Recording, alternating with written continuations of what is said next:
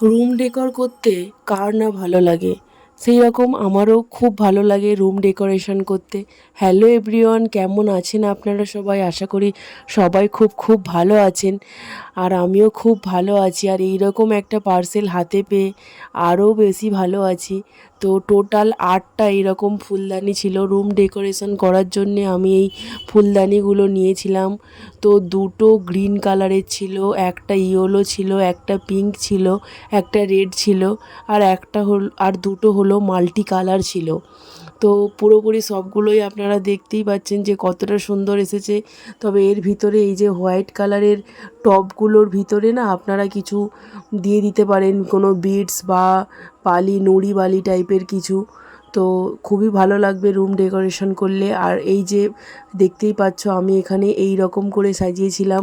মাঝে একটা আমাদের বিয়ের ফটো ফ্রেম ছিল, আর ঠিক চারপাশে চারটে আমি এই রকম করে দিয়েছিলাম।